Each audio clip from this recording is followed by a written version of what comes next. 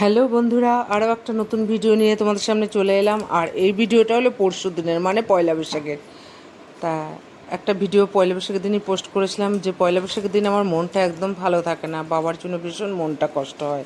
এই পয়লা বৈশাখের দিনেই বাবার সাথে অনেক স্মৃতি জড়িয়ে থাকে। বাবার দোকানে যেতাম।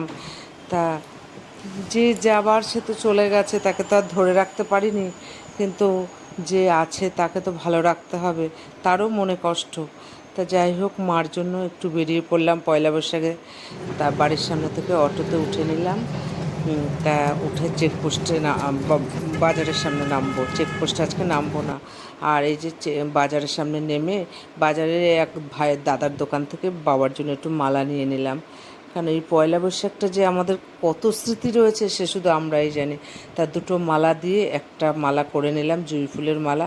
আর এবার বাজারের সামনে টোটোতে বসে আছি, মালাটা নিয়ে টোটো আর একজন প্যাসেঞ্জার হলে ছাড়বে। তা এই যে বলতে বলতে মার বাড়ির গেটের সামনে চলে এলাম। মাকে কলিং বেল টিপলাম, মা বলছে খুলছি দাঁড়া। তা এই যে মা গেট খুলে দিল। এবার ঘরে গিয়ে হাত পা ধুয়ে বাবার গলায় মালাটা পরিয়ে দিলাম। আর শুধু এই কথাই বললাম, বাবা যদি কোনো অপরাধ করে থাকি তুমি ক্ষমা করে দিও, আর আমাকে আশীর্বাদ করো আমি যেন মাকে ভালো রাখতে পারি। আর এই বলে মাকে নিয়ে বেরিয়ে পড়লাম পয়লা বৈশাখের দিন। যে পাড়ারই এক সোনার দোকানে কাকু প্রতিবার হালখাতার চিঠি দিয়ে যায়। তা মা আমি প্রতিবারই কাকুর দোকানে হালখাতা করতে যাই। আর মাকে সঙ্গে নিয়েই প্রতিবার যাই। অন্যান্যবার মেয়েও থাকে, কিন্তু এবার তো মেয়ে আগেই চলে গেল ব্যাঙ্গালোরে। তা সেজন্য আর মা মেয়ে দুজনে মিলেই যাচ্ছি। আর রাস্তায় লোকজন মানে সবাই দেখছে, কথা বলছে। আর এটা দেখো আমাদের মায়ের পাড়ার মধ্যাঞ্চলে এই পার্কটা দেখলেই না ছেলে মেয়ে দুটোর কথা মনে পড়ে। যখনই মার বাড়িতে আসতাম ছেলে দৌড়ে চলে যেত এই মানে এগুলোতে চড়ার জন্য, মেয়েও চলে যেত। তারপর বলতে একটু বসো একটু বসো। তা আমি আবার একটু বসতাম, ওরা একটু চড়ে মানে দোলনা চড়ে নিত, স্লিপে চড়ে নিত।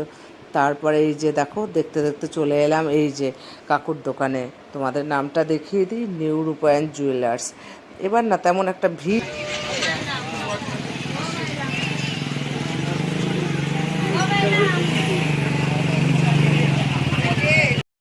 তা প্রতিবারই কাকু কাস্টমারদের জন্য মিষ্টির প্যাকেট আর আইসক্রিম করে।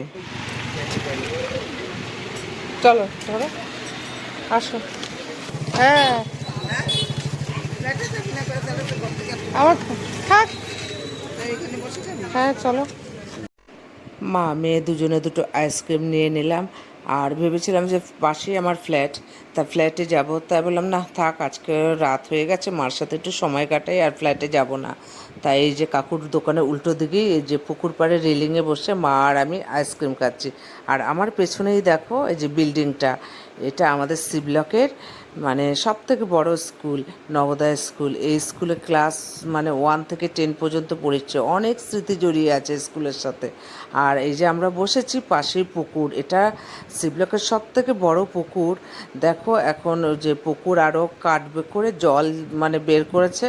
আর দেখো দেখে বোঝা যাচ্ছে এটা কত বড় পুকুর জানো তো। এই যে বসে আছে রেলিং, এই রেলিংয়ের লেভেল হয়ে যায় যখন বৃষ্টি বর্ষার দিনে। এই যে এই যে এই যে এই শুলি বাবলে উলি বাবলে আয় হায় হায় হায় আয় টাটা বল টা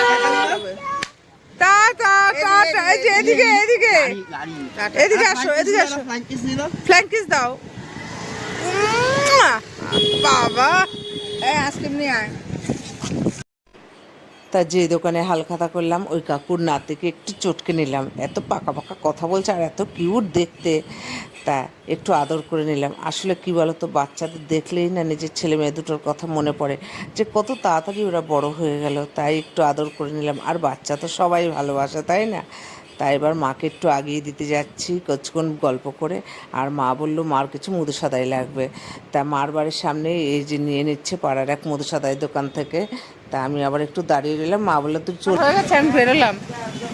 তাড়াতাড়ি বাড়ি যেও। আসলাম আমি।